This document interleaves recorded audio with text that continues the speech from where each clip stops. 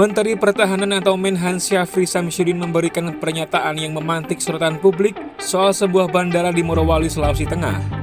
Waktu itu Kamis 20 November 2025, Menteri Syafri Samsudin tengah menghadiri latihan terintegrasi 2025 TNI dan instansi lain di Morowali. Melansir dari situs resmi Kementerian Pertahanan, kunjungan tersebut berfokus pada uji kesiapan prosedur pengamanan kedaulatan negara, terutama di area objek vital nasional seperti Bandara PT IMIP yang dekat dengan jalur laut strategis yakni Alur Laut Kepulauan Indonesia atau ALKI 2 dan 3.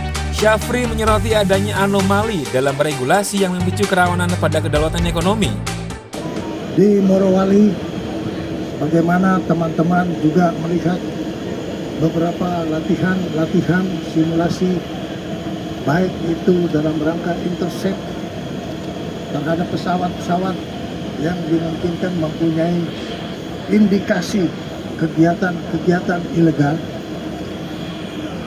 dan intercept ini dalam latihan dilakukan oleh prajurit Tentara Nasional Indonesia terhadap bandara yang tidak memiliki perangkat negara yang bertugas di dalam bandara tersebut. Ini merupakan hal yang anomali di dalam negara Kesatuan Republik Indonesia, yang kita harus menegakkan regulasi, tapi ternyata masih terdapat celah-celah yang merupakan kerawanan terhadap kedaulatan ekonomi, bahkan juga bisa berpengaruh kepada stabilitas nasional. Ini menjadi bagian evaluasi kita untuk melakukan suatu penertiban dan pengamanan dengan melakukan deregulasi terhadap ketentuan-ketentuan yang sudah dikeluarkan.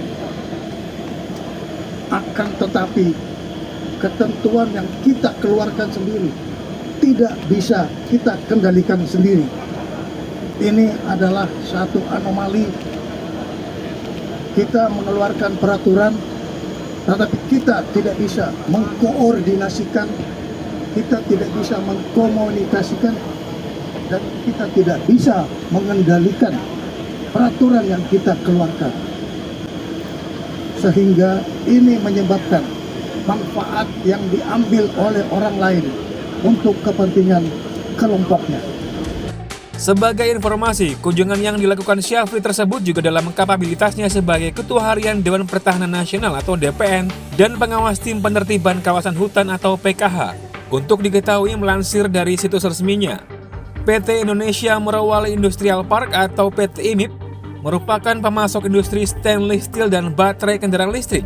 Pemegang saham terbesar di perusahaan tersebut adalah Shanghai Decent Investment Group yang memegang saham sebanyak 49,69%.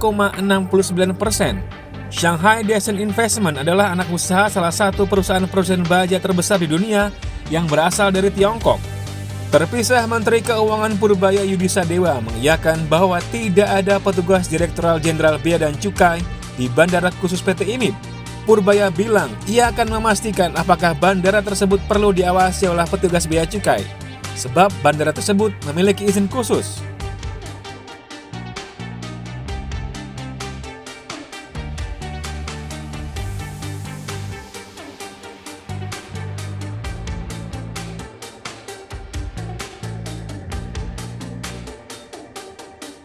Setelah adanya pernyataan dari Menhan Syafri, Markas Besar TNI atau Mabes TNI menyatakan bahwa ada korps pasukan gerak cepat yang siap mengamankan objek vital termasuk bandara.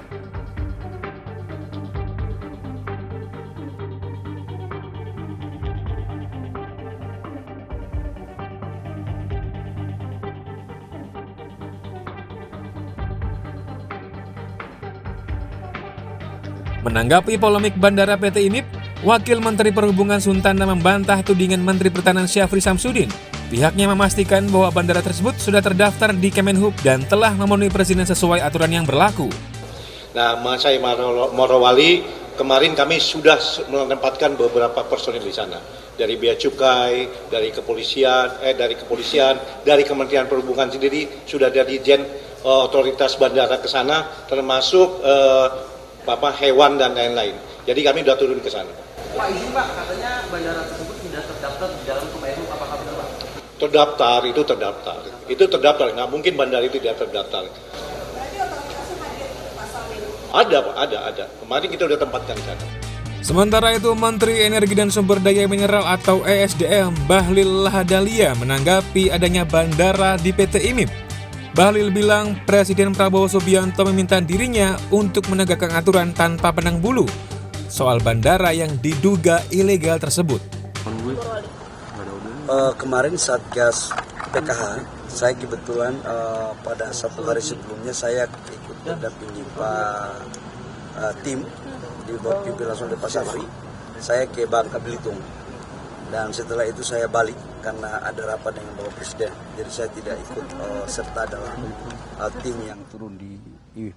Tapi itu kan bagian dari nikel, dari SDM juga ada ditugaskan nggak untuk investigasi juga atau bagaimana? Di bandara itu kan ada Kementerian Teknis yang mengaturnya. Kalau kami di bidang pertambangannya, Kementerian SDM itu di bidang pertambangannya termasuk rekomendasi terhadap bagian hilirnya. Tapi dalam pengamanan objek yang ada di bandara itu merupakan kewenangan daripada Menteri Teknis. Ada dugaan aktivitas tambang ilegal nggak Pak?